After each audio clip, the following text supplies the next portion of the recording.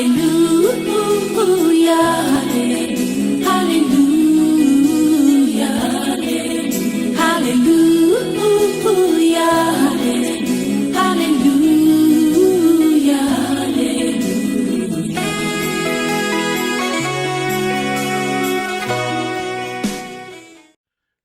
dans le Seigneur, nous revenons sur notre capsule qui porte le thème « Et si c'était la dernière fois ?» Et si c'était la dernière fois, je pense que avec tout ce que nous sommes en train de vivre avec le Covid-19, vraiment nous avons connu des gens, des amis, des personnes proches ou lointaines. On nous a annoncé, voilà, ils ont attrapé le Covid et puis après on a appris qu'ils étaient morts. Vraiment, ils ne pouvaient pas s'imaginer que cette année, c'était la dernière année pour eux. Pour certains, c'était le dernier mois. Pour d'autres, c'était la dernière semaine. Et pour d'autres encore, le dernier jour. Voyez-vous, si c'était la dernière fois, c'est un sujet qui vient nous rejoindre dans la réalité de notre vie au quotidien. À tout moment, ça ne sera pas toujours le Covid-19, mais notre vie, c'est vraiment, nous sommes de passage, notre vie est éphémère. Nous pouvons vraiment nous retrouver devant des circonstances où nous n'aurons plus le temps de revenir en arrière. Nous n'aurons plus le temps de revenir en arrière. Alors c'est important que nous prenions à cœur cette question, et si c'était la dernière fois, que Dieu continue à frapper à notre porte et que nous endurcissons notre cœur. Et si c'était la dernière fois, c'est très important, chers frères et sœurs, personne n'a le contrôle de sa vie. Et c'est pour cela que je vous partage beaucoup d'expériences. J'ai un ami qui est pasteur à Ottawa. Alors, il avait trois filles et puis un seul garçon. Il aimait beaucoup le garçon qui était l'aîné d'ailleurs de la famille. Et voilà qu'un jour, le garçon lui demande, non, les amis du garçon sont venus à la maison, ils ont jasé, ils ont mangé ensemble, et puis après, il demande la permission au pasteur, il dit, voilà, on aimerait aller se baigner à la piscine municipale. Alors, le pasteur, sachant que son fils ne savait pas nager, il s'est dit, à la piscine municipale, comme il y a des gardiens, il n'y a pas de problème. Les gardiens de sécurité pourront intervenir s'il y a quelque chose. Il a permis en fonction de la piscine municipale. Voilà que les trois garçons s'en vont à la piscine municipale et la piscine était fermée. Au lieu de revenir à la maison, voilà, erreur, ils prennent la décision d'aller plutôt dans la rivière des Outaouais. Ils sont allés à la rivière des Outaouais et ils sont allés à un endroit vraiment élevé où ils pouvaient plonger dans l'eau. Ils pouvaient plonger dans l'eau. Alors, pour les autres, ce n'était pas un problème, mais pour les garçons, le fils du pasteur, c'était un problème parce qu'ils ne savaient pas nager. Il aurait pu dire à ses amis que je ne sais pas nager, mais là, il avait juste peur. Les autres disaient, ah non, je ne saute pas. Il dit, allez, vas-y. Les autres l'encourageaient à sauter, à sauter, à sauter.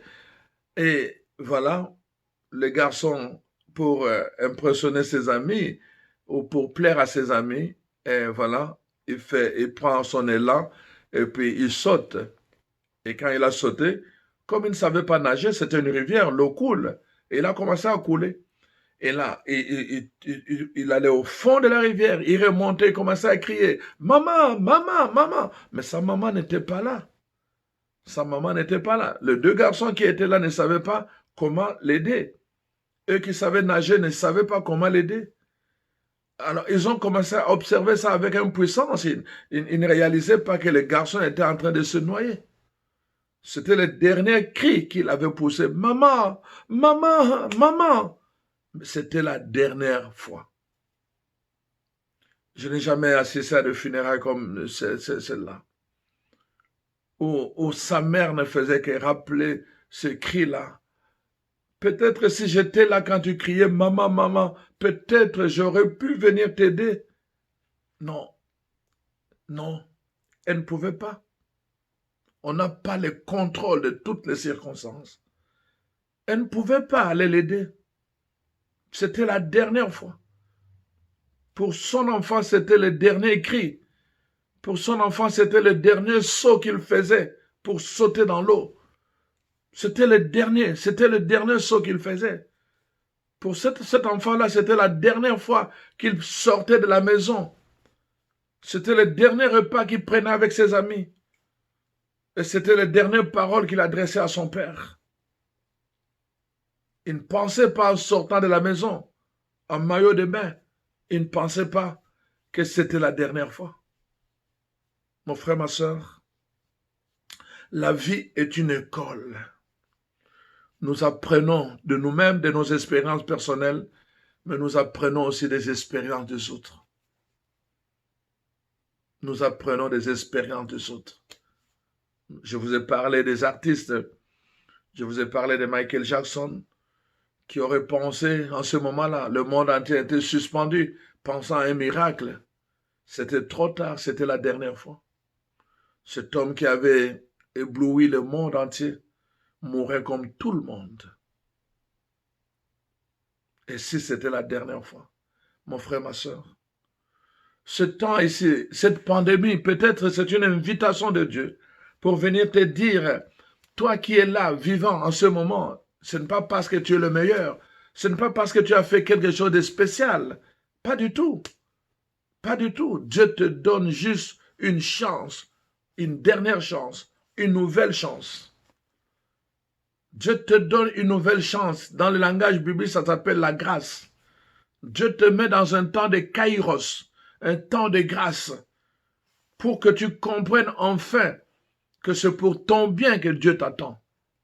C'est pour ton bien qu'il garde patience envers toi. Que c'est pour ton bien qu'il continue à frapper à ta porte. C'est pour ton bien que Dieu continue à envoyer ses messagers. C'est pour ton bien. C'est pour ton bien. Le riche et Lazare dont je vous avais parlé dans une capsule antérieure, je vous avais dit, le riche demandait à Abraham, envoie Lazare chez mes frères pour qu'il aille leur dire de se convertir, pour qu'ils ne viennent pas dans ce lieu de tourment. Et Abraham a dit, non, ils ont des prophètes en ce moment qui leur parlent, qui les écoutent. Dieu leur parle à travers le prophète qui les écoute. Et si j'étais ce prophète à travers lequel Dieu te parle maintenant, pour te dire, et si c'était la dernière fois? Et si c'était la dernière fois que tu es en train de regarder la télé? Et si c'était la dernière fois que tu es en train d'écouter un message? Et si c'était la dernière fois, mon frère, ma soeur? Dieu a dit à cet homme, dans l'évangile de Luc 12 que je viens de lire, insensé, cette nuit même. Et si c'était la dernière nuit pour toi? As-tu déjà pensé? As-tu déjà pensé? Tu t'es longtemps détourné de Dieu. Tu t'es longtemps rébellé. Tu t'es longtemps, tu as longtemps endurci ton cœur, quand bien même tu as entendu la parole de Dieu, parce que tu voulais suivre les hommes au lieu de suivre Dieu. Les hommes n'ont aucun pouvoir. Je ne te parle pas de structure, je ne te parle pas de religion, je te parle de relations. Je te parle de relation, une relation que tu dois établir avec Dieu, pas dans une église, dans ton cœur et dans ta maison. Je te parle de ça. Je ne viens pas te parler des hommes, je ne viens peut-être pas te parler d'une doctrine, je viens te parler d'une relation. Au bout de cette relation, il y a ton Dieu. Au bout de cette relation, il y a ce Dieu qui a pris chair et qui est venu habiter au milieu de nous, Jésus-Christ, qui est le chemin par lequel il faut passer si nous voulons faire l'expérience de la vie éternelle et l'expérience du salut. Au bout de l'autre côté, il y a lui, il y a ce Dieu-là qui est là et qui attend. Ton roi t'attend. Nous avons vu dans la capsule passée, le roi lui-même est allé à la recherche de cet homme qui était handicapé. Le roi est allé vers lui pour aller lui dire, je suis venu te chercher, désormais tu viendras manger à ma table. Et ici le roi t'attend, ton créateur t'attend, ton Seigneur t'attend, jusqu'à ce que tu puisses comprendre que tu as été fait pour des grandes choses. Tu as été fait pour l'éternité. Et que tu ne pourras jamais trouver la paix, la joie, le bonheur réel tant que tu ne reviendras pas à lui. Tout ce que tu vas bâtir sera éphémère. Tu pourras te donner l'impression de vivre. Tu pourras te donner l'impression d'être quelqu'un. Mais tu le sais au plus profond de toi-même. Si tu ne prends pas un verre, si tu ne prends pas la drogue, si tu ne prends pas la fumée, tu sais très bien que tu ne peux pas trouver la paix, tu ne peux pas trouver la joie, la paix, tu ne peux pas trouver la joie dans ton cœur, tu ne peux pas expérimenter le bonheur. Tu as besoin de choses pour expérimenter le bonheur. Tu as besoin de feuilles pour expérimenter le bonheur. Tu as besoin de la fumée pour expérimenter le bonheur. Tu as besoin de l'alcool pour je ne sais pas combien de pourcentage pour expérimenter la paix et le bonheur. Où est la joie? Où est la paix? Où est le bonheur? Tu dépends. Tu es esclave. Vois-tu? Tu es esclave de la fumée. Tu es esclave de l'alcool. Tu es esclave de ceci. Il y a un problème. Tu ne peux pas être en paix sans cela. Tu dépends d'ailleurs. Tu dépends, tu le sais. Alors donc, le Seigneur vient te dire, il est là au bout du compte, il attend que tu comprennes enfin qu'il a un projet de bonheur et de paix pour toi. Plusieurs personnes qui se sont entêtées pendant longtemps et qui à un moment donné ont fait la rencontre avec ce Jésus, ils ont témoigné. Ils ont témoigné la paix qu'ils ont maintenant, comment ils peuvent dormir en paix. La paix qu'ils ont, qu'ils soient dans la disette ou qu'ils soient dans l'abondance, ils sont en paix. Ils n'ont pas d'inquiétude. Pourquoi? Parce qu'ils s'en remettent totalement dans la main de Dieu. Ils marchent dans la volonté divine ou dans la divine volonté. Ils comprennent cela. Pourquoi? Parce qu'ils se sont abandonnés à Dieu lui-même. Mon frère, ma soeur, la parole de Dieu d'aujourd'hui, c'est vraiment pour que tu comprennes cela. Dieu veut que tu reviennes à lui. Et peut-être c'est la dernière chance qu'il te donne. Et peut-être c'est la deuxième chance qu'il te donne pour que tu reviennes à lui. C'est important, mon frère, ma soeur, que tu comprennes que c'est pour toi, c'est pour ton bien que le Seigneur t'attend pendant tout ce temps. Nous avons vécu beaucoup d'expériences ces dernières années, notamment dans le domaine de l'aviation. Nous avons vu les derniers moments des gens qui avaient pris l'avion. Certains étaient dans des places première classe, d'autres dans les classes régulières. Ils étaient dans le même avion. Nous avons vu comment, et nous avons entendu dans les nouvelles, tous ces avions qui ont fait des accidents en l'air et qui se sont écrasés. Aucun survivant. Ce n'est pas ta position dans la première classe qui va te sauver. Ils étaient dans la première classe, ils sont morts comme ceux qui étaient dans la classe régulière. Nous avons entendu ça, nous avons vu ça, nous avons vu les images à la télévision. Quand ils prenaient l'avion avec leur sac d'affaires pour aller faire des affaires à tel autre endroit, ils ne se doutaient pas que c'était la dernière fois. Ils n'auraient jamais pensé que c'était la dernière fois. Quand ils prenaient l'avion, ils pensaient qu'ils pouvaient aller faire les affaires et à la fin revenir. Ils ont payé un billet aller-retour, mais ils ne pensaient pas que c'était la dernière fois. Mon frère, ma soeur, tu prends l'avion, tu voyages, tu prends la voiture, même la voiture seulement. Tu prends la voiture, imagine-toi. Tu prends la voiture et tu sors. Tu ne sais pas qu'est-ce qui va arriver. Tu ne sais même pas si tu vas revenir. Vois-tu, chers frères et sœurs, tu peux mettre ta confiance dans l'engin, tu peux mettre ta confiance dans ceci-là, mais peut-être même tu vas voir la chose en qui tu as mis la confiance d'un jour au lendemain, et puis ça disparaît. J'ai un ami au niveau de Trois-Rivières qui a pris sa voiture et qui roulait convenablement. Et il a vraiment en pleine route, dans un endroit vraiment isolé, et puis là, la voiture prend feu. La voiture prend feu. Il s'est retrouvé là, il ne pouvait même pas utiliser son cellulaire pour appeler parce qu'il n'avait pas de réseau. Il fallait qu'il marche à pied. Il a perdu sa voiture. Sa voiture brûlait devant lui. Il était impuissant. Il n'avait aucun pouvoir pour récupérer sa voiture. La voiture brûlait devant lui. Il était impuissant. Cette voiture qui lui appartenait. Voyez-vous, parfois des choses que nous avons peuvent nous échapper en quelques secondes. En quelques secondes. Il n'avait plus de voiture, il était à pied. Il fallait qu'il marche qu'il marche jusqu'à ce qu'il puisse trouver un réseau et puis finalement communiquer pour appeler du secours. Voyez-vous, chers frères et sœurs, on est limité. Il faut reconnaître cela avec beaucoup d'humilité. On est limité dans le temps, on est limité dans l'espace. Et notre pouvoir à nous est limité. Nous pouvons fabriquer des robots. Nous pouvons fabriquer des robots avec une intelligence extraordinaire. Mais l'être humain, lui, reste limité. Il reste limité et il reste éphémère. Et ce que tu as dans tes mains aujourd'hui, et qui parfois devient un obstacle dans ta relation avec Dieu, tu peux le perdre en quelques secondes. En quelques secondes. J'ai vu des gens qui, à cause d'un amour, comment je vais dire, comment il faut appeler ça, mais romantique, ils ne voulaient pas, ils ne voulaient rien savoir de Dieu. Et puis, du jour au lendemain, on a appris que ils se sont séparés. Même leur mariage, ils l'ont perdu en peu de temps.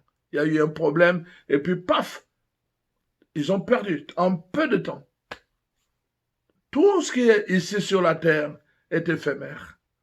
Nous devons apprendre à nous accrocher à ce qui est éternel. Et Dieu est éternel. Nous pouvons lui faire confiance. Sa parole est solide. C'est pour cela qu'il nous parle. Voyez-vous, chers frères et sœurs, nous avons vu d'ailleurs un crash ou un couple qui s'en allait justement pour aller célébrer. Après avoir célébré le mariage, ils voulaient faire un voyage de noces. Nous avons entendu ça aussi dans les médias. Et ce couple-là allait pour aller célébrer leur mariage. Voyage de noces. Et ils ne sont jamais arrivés. Ils ne sont jamais arrivés.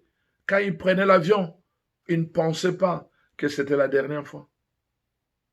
Chers frères et sœurs, l'expérience, la vie, c'est une école qui nous apprend. Jusqu'à quand vas-tu endurcir ton cœur? Jusqu'à quand vas-tu remettre ta décision pour Dieu? Jusqu'à quand vas-tu remettre ta réponse à l'appel de Dieu? Jusqu'à quand vas-tu attendre et vas-tu faire attendre ton Dieu et ton Créateur? Il y a un temps pour chaque chose. Et j'ai dit, maintenant c'est le temps de Dieu. Avec cette pandémie, tu dois comprendre que vraiment c'est le temps de Dieu. C'est le temps de Dieu, le temps où tu dois revenir à Dieu de tout ton cœur, le temps où Dieu veut que tu puisses maintenant être restauré dans ta dignité de fils et de fille de Dieu. Il veut te restaurer. Il veut te restaurer. C'est pour cela qu'il t'invite à sa table pour que tu commences à adopter les attitudes d'un enfant de roi. Parce que si tu te comportes toujours comme tu es, si tu as des comportements d'un cochon, la parole de Dieu dit, on ne donne pas de l'or à des cochons. Ceux qui se comportent comme des cochons, on ne peut pas leur donner de l'or, on ne peut pas leur donner ce qui est précieux parce qu'ils ne pourront jamais apprécier la valeur de ce qui est précieux de la part de Dieu. Vois-tu? C'est pour cela que Dieu veut que tu apprennes, que tu viennes à la table du roi, que tu commences à apprendre les habitudes. J'ai toujours dit que quand on est dans la famille royale, dès le bas âge, on vous apprend comment se comporter. Un enfant, Prince William, même s'il était jeune, il ne pouvait pas mettre son pantalon jean jusqu'à, je ne sais pas, à une taille basse. Il ne pouvait pas. Ce n'était pas digne d'un futur roi. Il y avait des restrictions parce qu'il était de la famille royale. Voyez-vous? La façon de se tenir à table. Qu'il ait des problèmes dans sa maison avec sa femme. Mais quand il se tient au public, on lui apprend comment il doit être. Son problème avec sa femme, c'est son problème avec sa femme. En public, c'est le roi que le peuple veut voir. Alors, il doit avoir le sourire, il doit avoir l'élégance. Et c'est ça qu'on apprend à un futur, à un prince. Voyez-vous? Et c'est la même chose dans la dimension spirituelle. Dieu veut que nous puissions aller manger à sa table, à la table du roi, pour que nous puissions acquérir les habitudes de prince. Rappelez-vous ce que je vous ai dit dans Ecclésiaste, chapitre 10, versets 5 à 7. Je dis que Dieu lui-même est venu corriger parce qu'il voit comme une erreur que celui qui porte en lui l'identité de prince puisse marcher à pied alors que celui qui est esclave puisse être sur le cheval. Dieu dit, il faut corriger ça. C'est une erreur. C'est pour cela qu'en nous rapprochant de lui et en nous invitant à sa table, Dieu veut que nous puissions, n'est-ce pas, réapprendre les habitudes de prince et de princesse.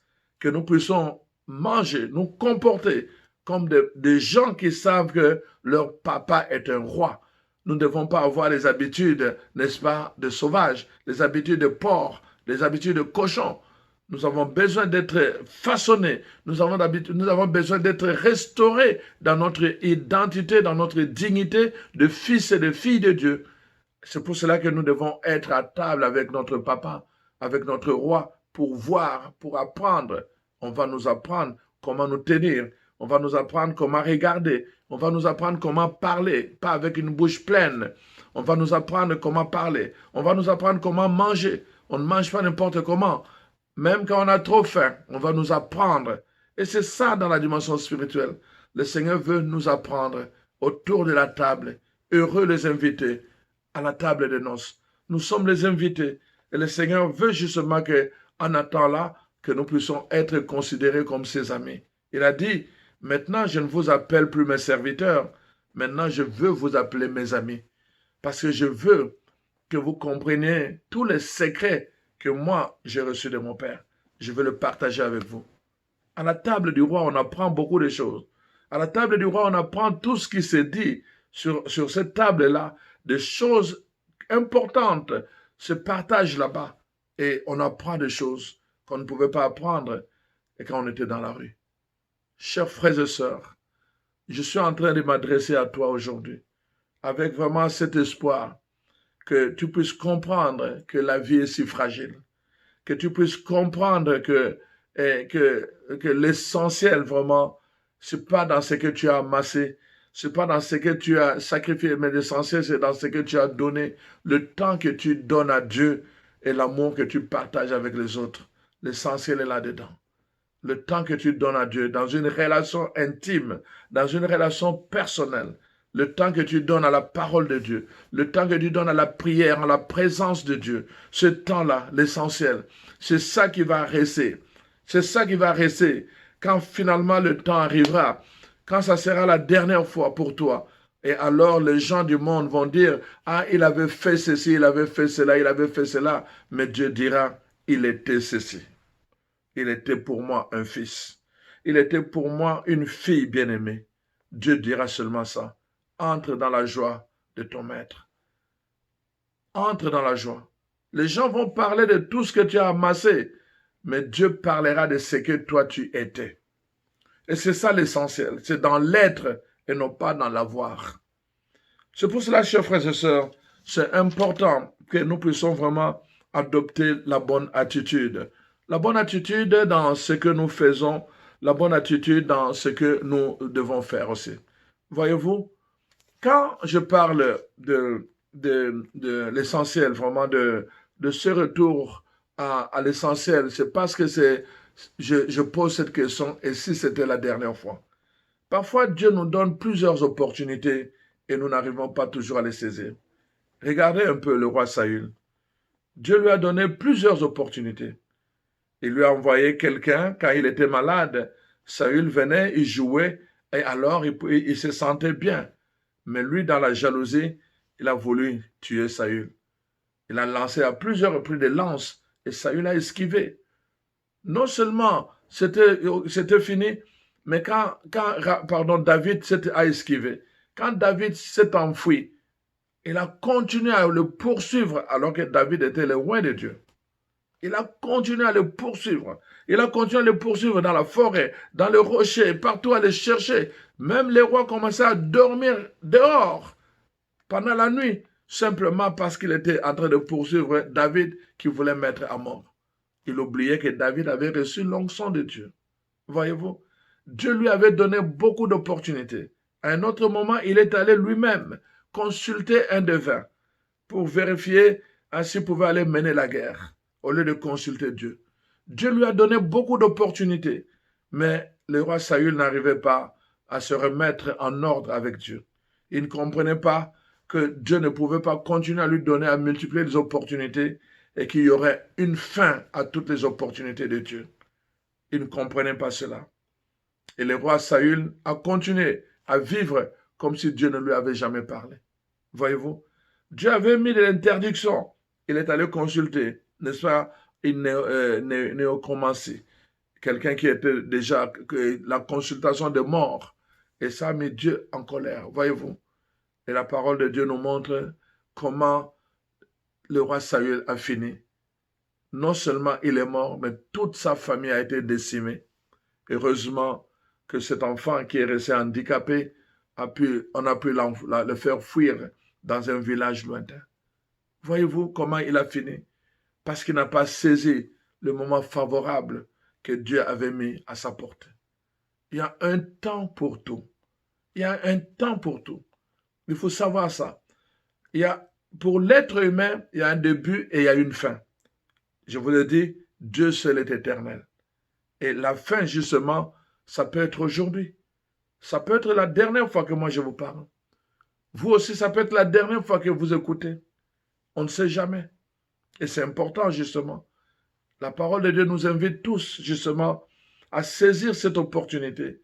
Si c'était la dernière fois, comment je me tiendrai devant le Seigneur?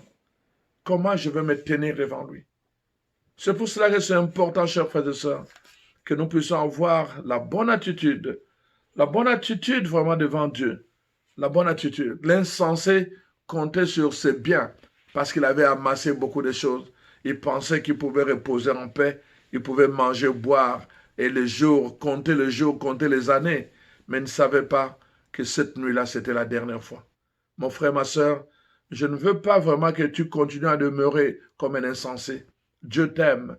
Dieu t'aime en t'interpellant par la bouche de son prophète. Dieu veut te dire à toi aussi, et si c'était la dernière fois. Peut-être c'est la dernière fois. Fais attention, fais gaffe dans la façon dont tu mènes ta vie. Fais attention, fais gaffe. Ce n'est pas juste le fait que tu sois confiné qui te sauve. C'est parce qu'il y a une main pour toi. Dieu ne veut pas que tu puisses mourir dans cet état-là. Dieu ne veut pas que tu puisses mourir sans le connaître. La Bible dit, Dieu veut que tous les hommes parviennent à la connaissance du salut et qu'ils soient sauvés. À la connaissance de la vérité et qu'ils soient sauvés. Dieu veut que tous les hommes parviennent à la connaissance de la vérité. Il faut que tu arrives à la connaissance de la vérité pour être sauvé. C'est pour cela que Dieu te donne ce temps. C'est pour cela que Dieu te donne cette opportunité. La parole de Dieu appelle cela le moment favorable. Le moment où Dieu tourne sa faveur vers toi. Le moment où Dieu ferme les yeux pour ne pas voir tout ce que tu as fait, tout ce que tu as multiplié en mal.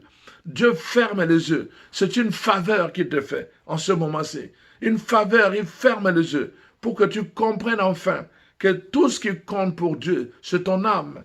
Tout ce qui compte pour Dieu, c'est ton esprit. Dieu veut vraiment que tu vives éternellement avec lui, que tu partages sa joie. Mais il faut que toi, tu te décides si c'était la dernière fois. Si c'était la dernière fois ce jour, qu'est-ce que tu ferais? Quel ordre tu mettrais dans ta vie? Qu'est-ce que tu vas réparer? Quel pardon tu vas donner? Quelle relation tu vas restaurer? Si c'était la dernière fois, quel temps tu vas donner à Dieu? Et quelle place tu vas lui donner?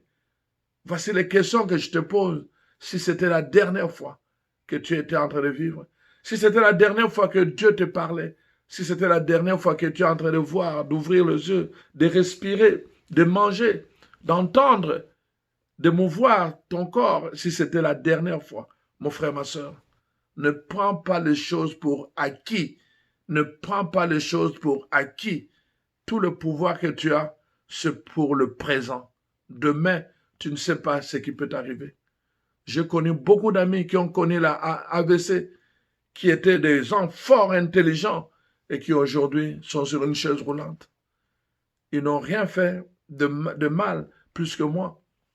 Pourtant, cela leur est arrivé. Et si c'était la dernière fois que tu pouvais jouir de ta mobilité, mon frère, ma soeur, quelle place tu donnerais à Dieu? Quelle place tu donnerais à la présence de Dieu, à la prière? Quelle place tu donnerais à ton Créateur? Je te laisse avec cette question. Vraiment que l'Esprit Saint puisse t'éclairer.